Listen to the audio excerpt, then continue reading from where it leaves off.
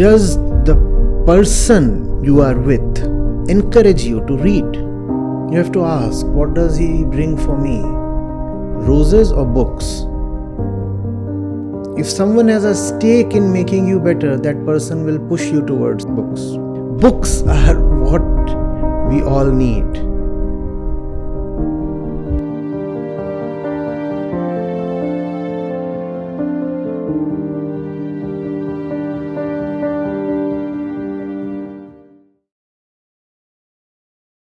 As we grow up, our way of thinking does not align with our friends. Okay.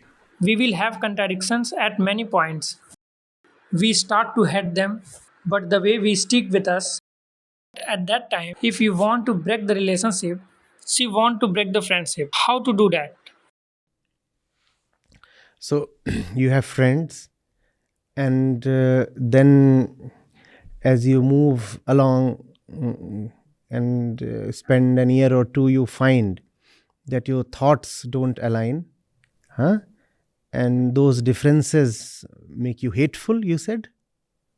Yeah, And then but the way we stick with us, yes. way we stick with us, they be a friend of us, but they do want to be as their friends. Okay. So you do not want to be with them anymore, but those friends are still sticking to you. Oh, that's very nice of them, actually.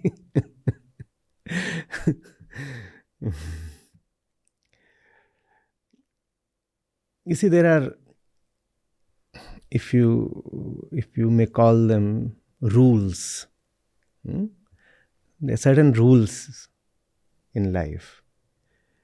If you have been with someone in periods of your unconsciousness, then don't just drop them as you grow more conscious. If you have been with people in your childhood, if you have played with them, you have been friends with them, even if in the way of a little child, you have related to them as kids do.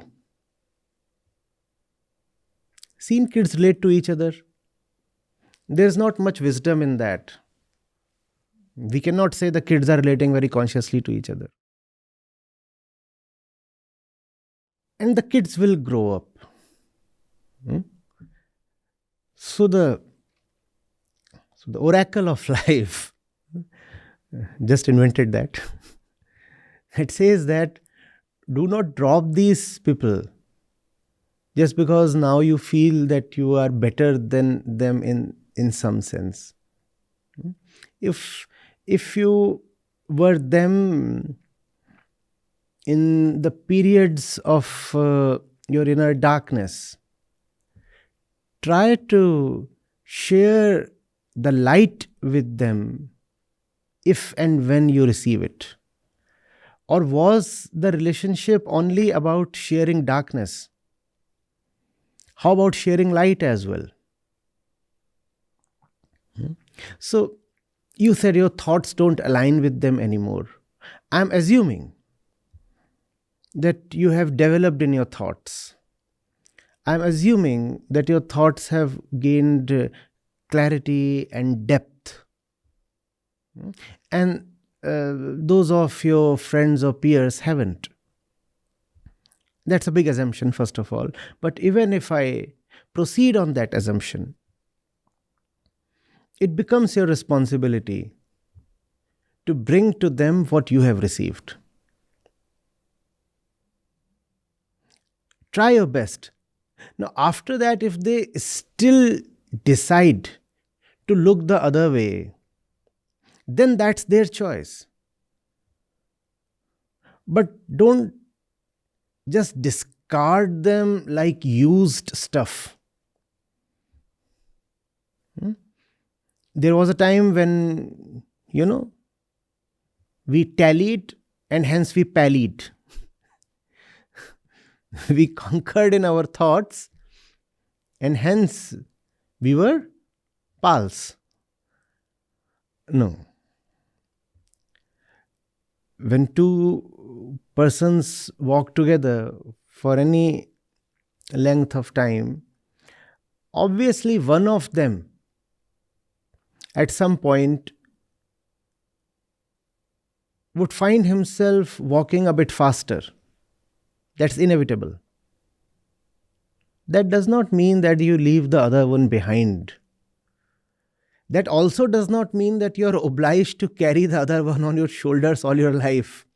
And even if that person is sitting on your shoulders and beating on your head. No, I'm not saying that. I'm not talking of contractual bondage.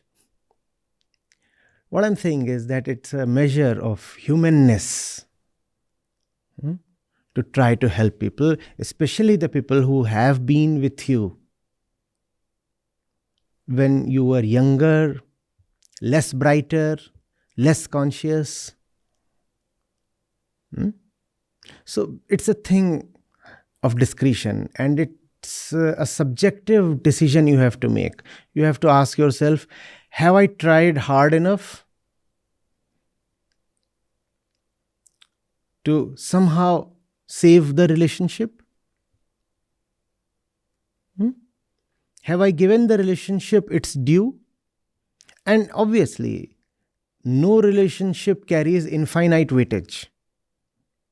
Infinite weightage is only to the one you are. But still, others are not, as we said, objects to be used and trashed. They deserve a certain sympathy, a certain effort from your side, and an attempt to look at the world as they do. You see, we all live in our subjective universes. Technically, that's called the ego. So we all look at the world in very different ways, depending on where we are located, internally located. So it helps to get into the other's mind for a while, to understand the other's frame of reference and see how that person is looking at the world. I'm not saying that one frame of reference is better than the other. No, I'm not saying that you start accepting that person as he or she is and say, well, fine, you remain the way you are and you'll still remain dear to me. Obviously, there has been an attempt to educate the other, improve the other, in that sense, change the other. But no attempt to improve the other can succeed without compassion. You cannot forcefully change the other. That's violence. Even if you want to change the other, you have to understand where the other is coming from. And you also have to appreciate that not too long back, you were much in the same position as the other. So there is no point being condescending or playing holier than thou. So am I making sense, or is it very disconnected to what you have in mind? No, actually the answer is perfect. Right? But avoid the other extreme as well. As we said, we are not advocating some kind of moral bondage or permanent obligation. We are not saying that you have to carry the other on your shoulders, even if he is unwilling to see change or improve. At the same time, we are saying don't just throw away people like, banana peels. The banana is in and the peel is away. No, that's not how humans are supposed to operate with each other. Right? Give it a try. Give it your best shot. and persevere for a while. Have patience with people. Nobody changes in an instant. People take their own time. Hmm? And they deserve that they be given a certain time to see, think, experience, and change at their own rate.